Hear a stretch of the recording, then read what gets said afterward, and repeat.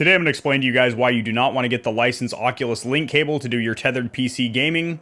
You want to go with one of these third-party options. Let's talk about it.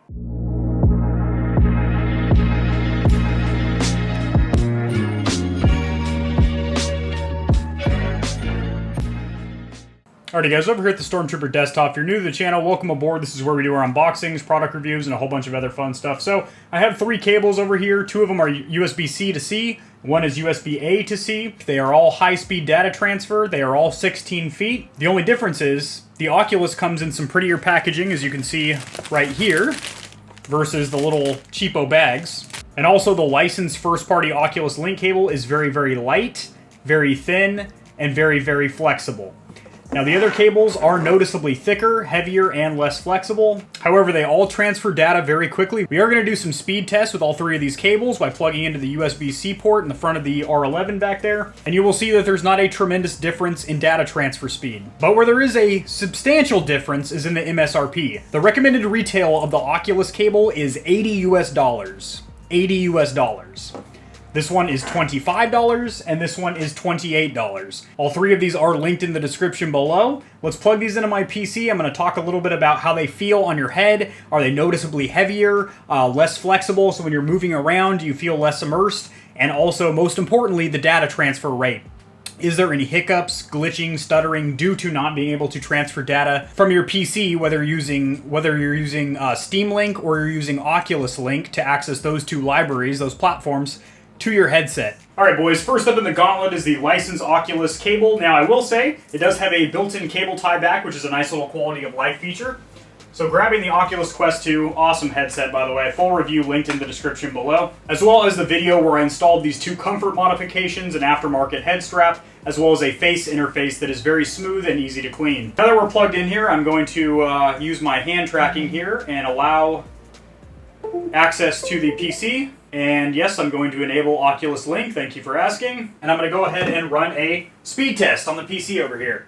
Alright, 901 megabytes per second. Let's test it one more time to make sure that wasn't a little fluke. Alright, 893 megabytes per second, so very consistent thus far. And I will say, out of all 3 of these cables, this is definitely the lightest, the most flexible, and, you know, granted, playing with a, let me put in the pass-through real quick so I can see you guys. Now, granted, playing with a cable is not ideal. I am going to have a tutorial not only how to set up Oculus Link so you can play the Oculus Rift library, but also how to set up Steam Link so you can play games like Half-Life Alyx, which is just as good as people are saying. But I'm also going to do a separate tutorial after that video showing you guys how to play PC games wirelessly through virtual desktop, which if you do have a strong enough Wi-Fi connection, is the ideal way to play this headset, as you can play a massive PC library, the whole Steam library, wirelessly, which is super awesome. You're not going to have to worry about getting caught up or twisted up in your cable when you're looking around Half-Life Alyx and stuff like that.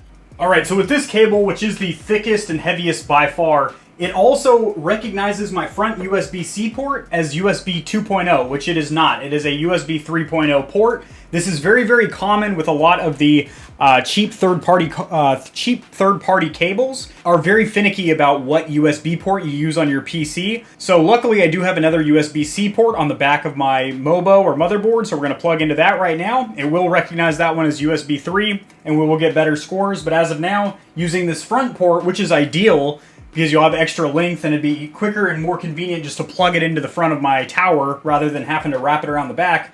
We're only getting 307 megabytes per second, which I would not feel comfortable running games like Half-Life Alyx at high and ultra settings because I wouldn't get the data transfer I need. Alright, so a lot better on that second pull as we are wrapped around the ass end of the tower over here at 870 megabytes per second. So very, very, pretty much almost identical to the Oculus license cable. However, like I did mention, 2 things. 1, this is very heavy and thick and not flexible. And 2, you have to plug this in the back of your tower. Now, this is going to vary from tower to tower, motherboard to motherboard. However, it is very common with these third-party cables that it will not be compatible with every single USB slot, which is weird. Alright, now this next third-party cable is USB-A to USB-C. So it is using one of the 3 USB 3.0 ports on the front of my tower here, and we're getting 896 megabytes per second. So that is right there with the Oculus. Let's run one more test. And this one is actually very, very similar to the Quest license cable, as it is very, very flexible and also quite light. 897. Let's run one more in a different USB slot. All right, 867, so not bad either. So very, very similar to the results on the licensed Oculus Link cable. However, this is a third of the price. It is also very, very flexible, and luckily this one is USB-A to C, which I think is a little bit more convenient because a lot of people's motherboards and also GPUs don't have a USB-C connection. So on my last graphics card, which was a 2060 Super, I did have a USB-C slot. I now have a 3080. For the 30 series cards, they ditched the USB-C connector. Now they have 3 display ports and an HDMI port. So luckily, my MOBO or motherboard does have a USB-C on the front and the back. Those are both 3.0 ports. But I feel like this cable is quite a bit more practical, as virtually any tower is going to have USB 3.0 ports on it. So in conclusion, it's very hard to justify an $80 cable when for about $25 you can get one that feels virtually the same. It might not be quite as flexible and light, but very, very similar.